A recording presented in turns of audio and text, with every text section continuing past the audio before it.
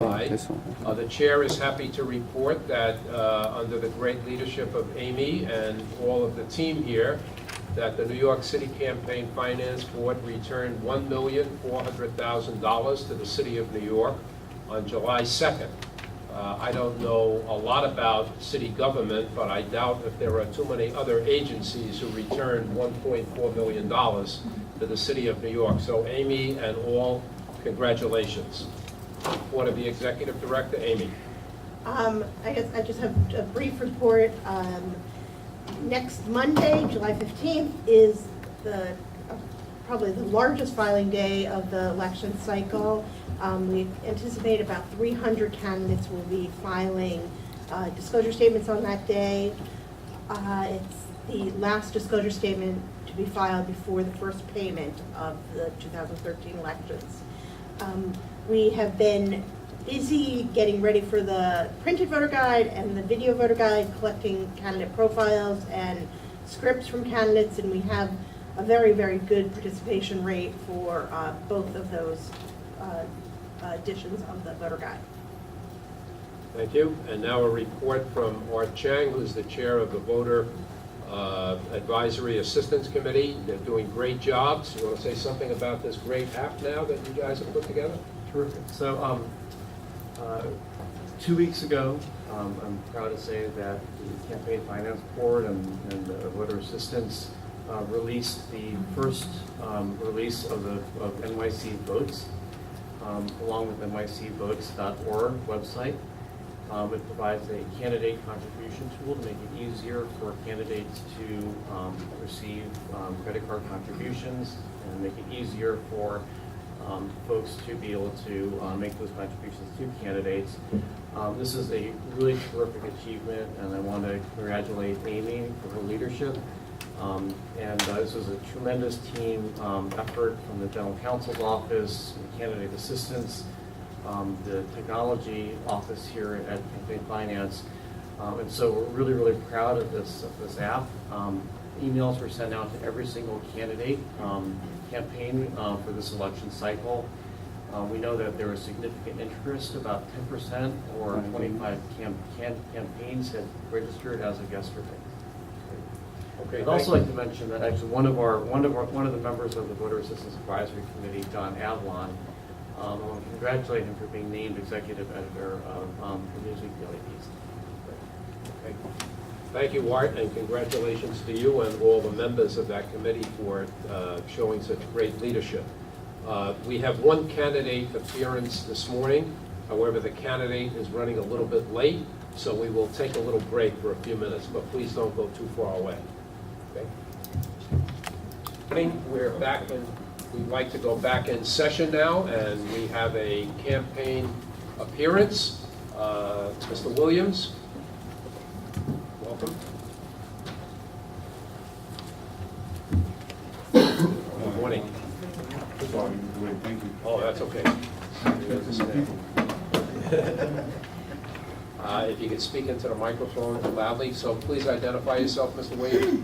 Sure. My name is Tamani Williams. And I want to thank Chairman Parks, members of the Campaign Finance Board, and Ms. Lopset. Thank you for taking the time to hear me this morning. As I said, my name is Tamani Williams. I'm a council member for the 45th District. Councilmember, can I just stop you for 1 second before you speak your statement? Let me just explain. I know we didn't give you 2 seconds We didn't give you to get acclimated, but I'll just jump. So what's going to happen is we will, Bethany Persky, our staff attorney, is going to review the issues before the board today, and then you'll be given an opportunity to make your statement. The board will go into executive session to deliberate, and then we'll come back to announce the decision. You can either stay or not stay for the decision, but one of the staff members will call you right after the board meeting.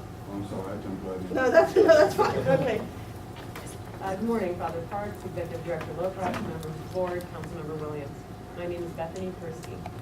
Before the board is the matter of the Jumani Williams campaign in the 2009 election for City Council District 45.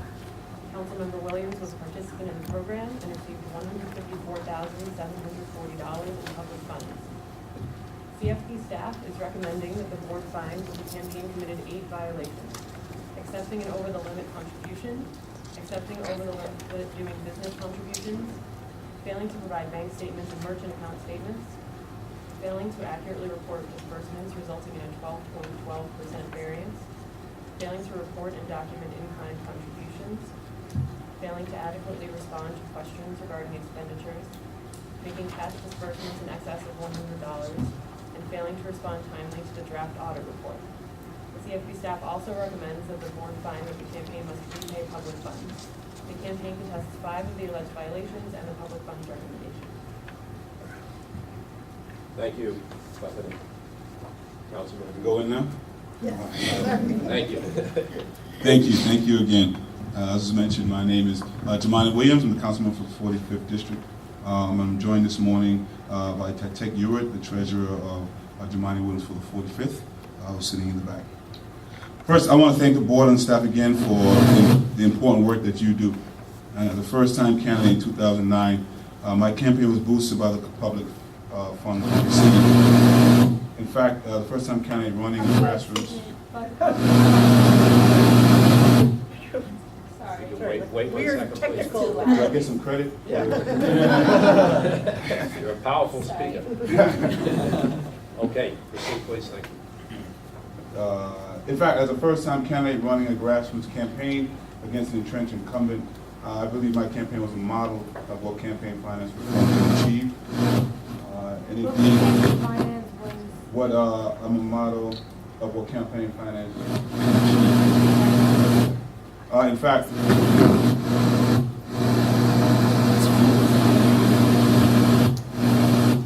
Apologies. Sorry.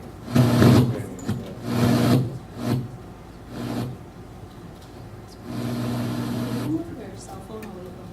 Sorry. I don't know what's wrong. Want to try mine? What? Okay. Try another mic.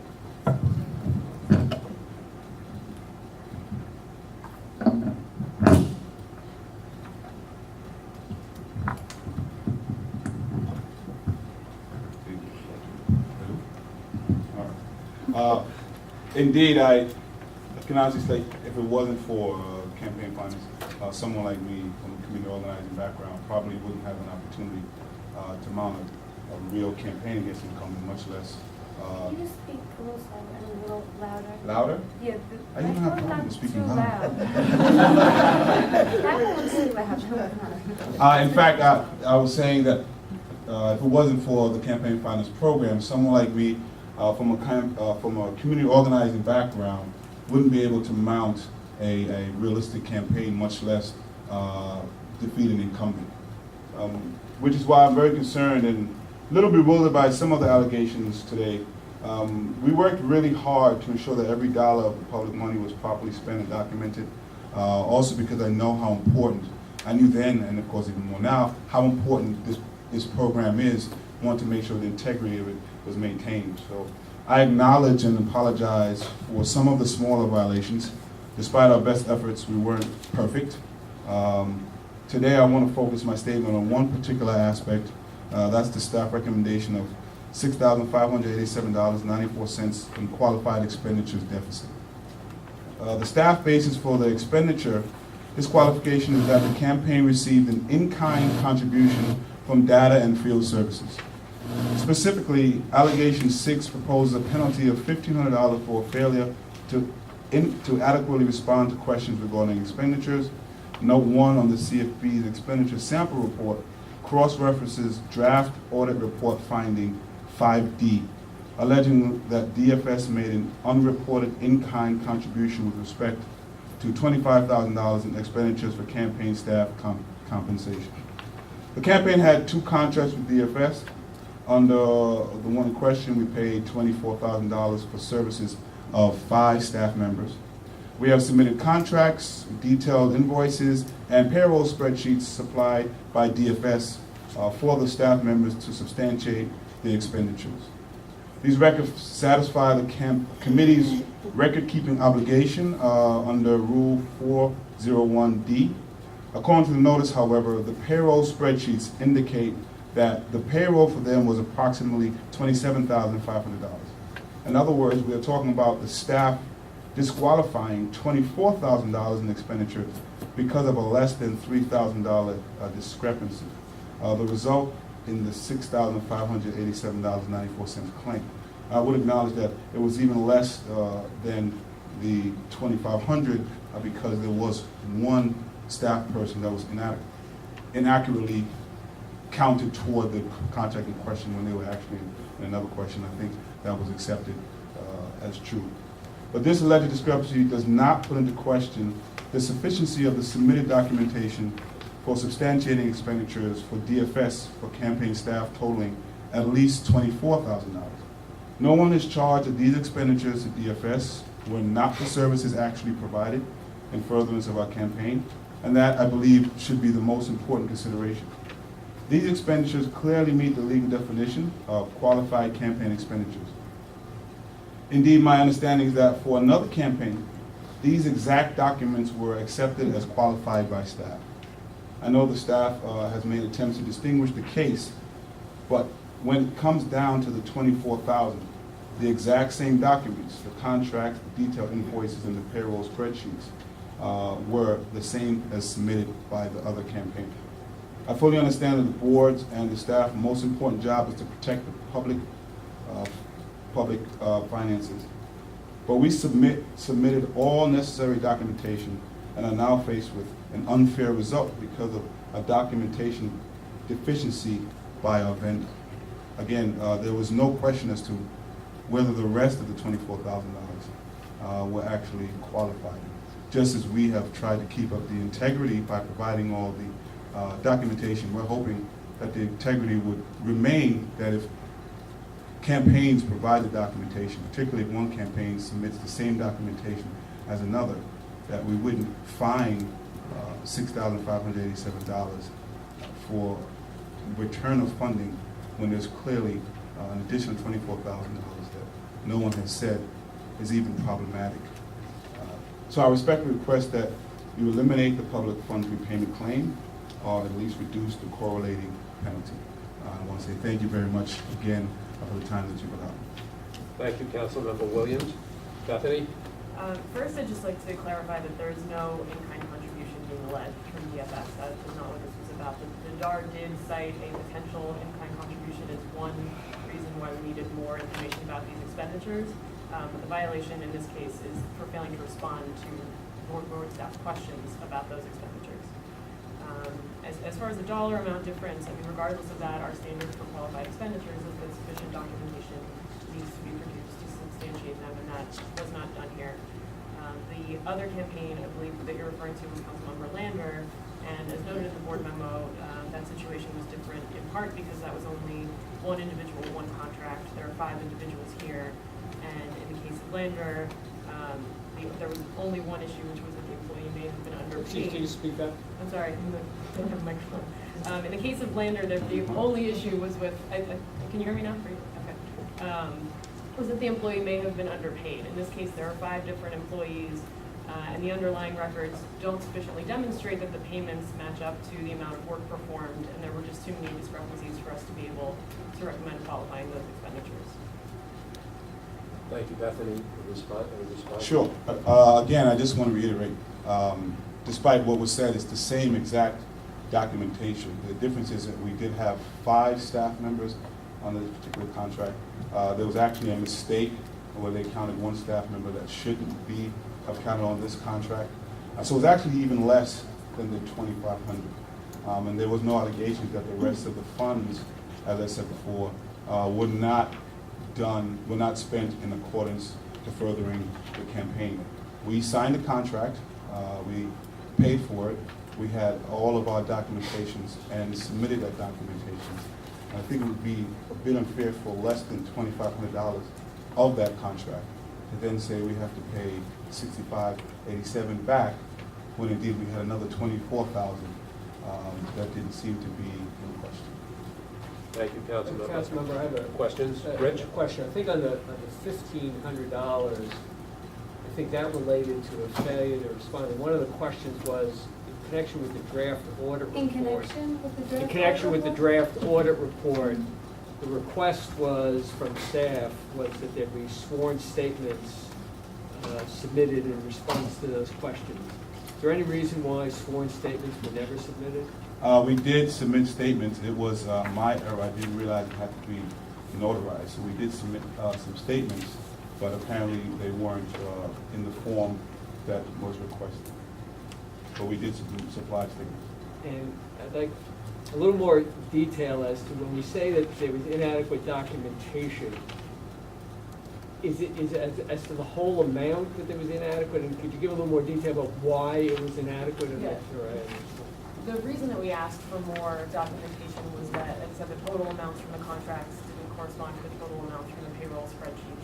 And so we asked the campaign provide more detail in terms of what each employee was doing, the rate at which they were being paid, how the work corresponded to the amount that was being paid, details such as those, and those were not provided in a way that, first of all, that they were not sworn statements, as we said, and enough information was not provided to resolve the discrepancy between the two amounts. And also, just to clear up, I think something that might be unclear is that the underlying payroll spreadsheets, which are the kind of underlying documentation, were not acceptable as qualified documentation for any candidate who received that kind of documentation.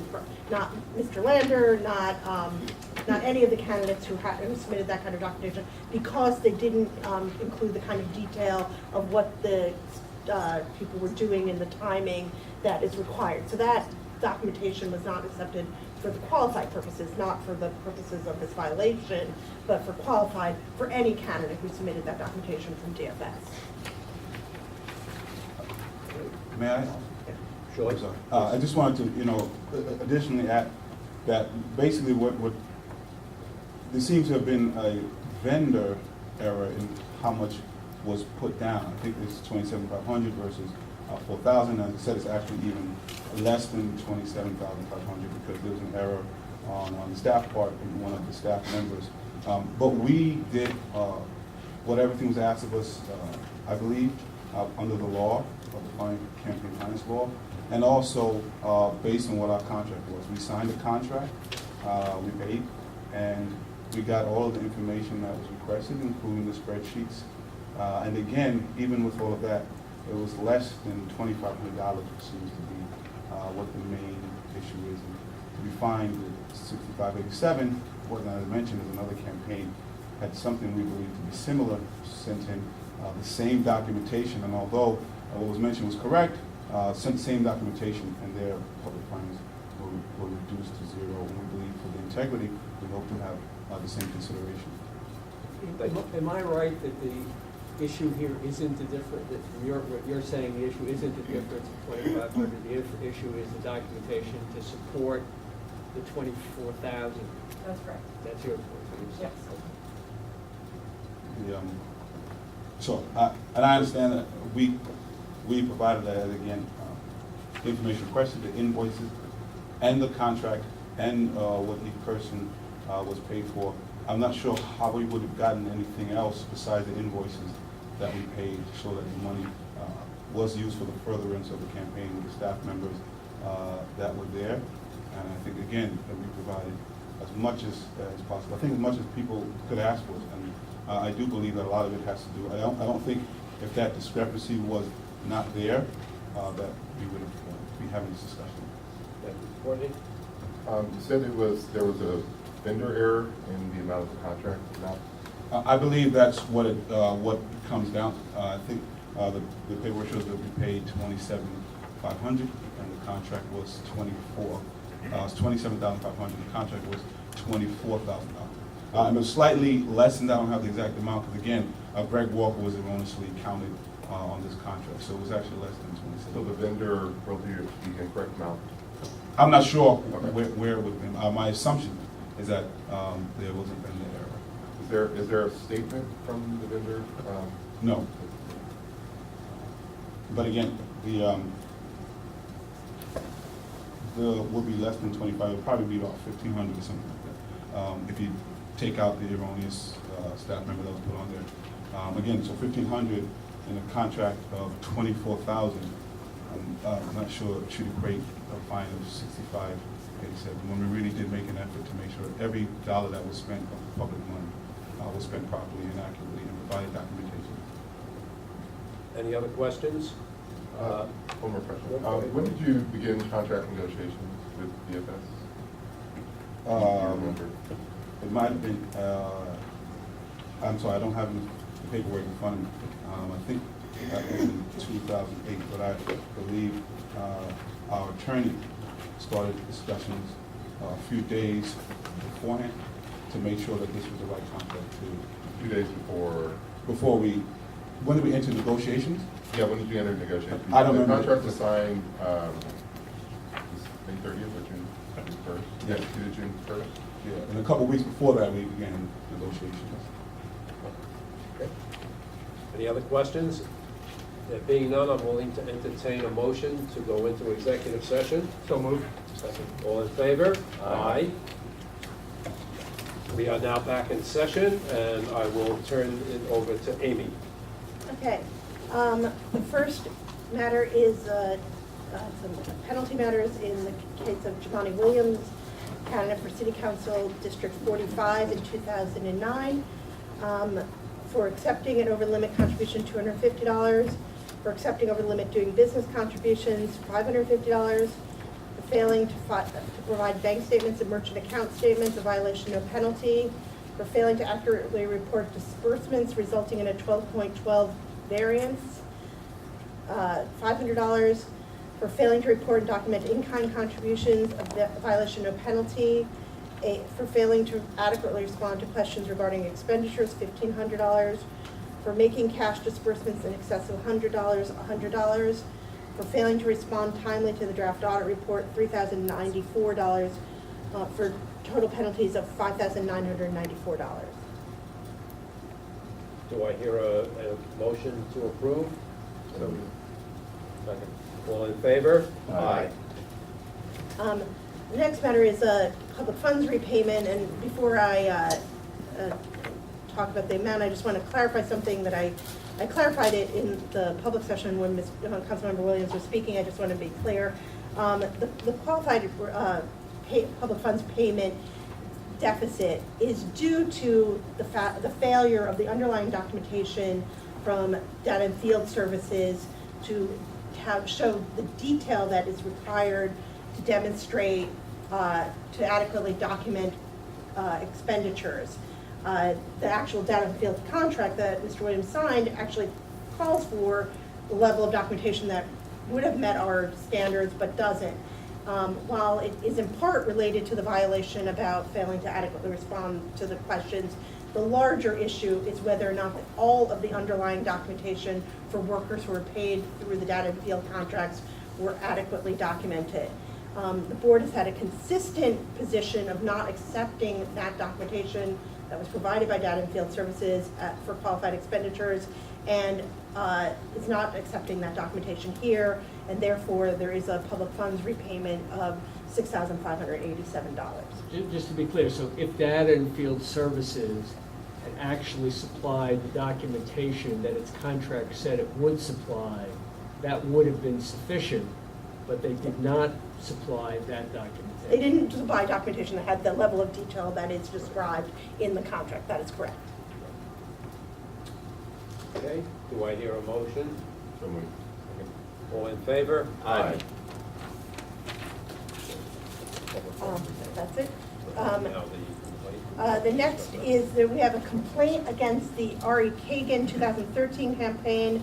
The staff is recommending that the board dismiss that complaint. So moved. Second. All in favor? Aye.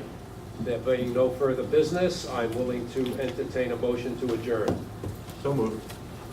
Second. All in favor? Aye. Thank you all very much.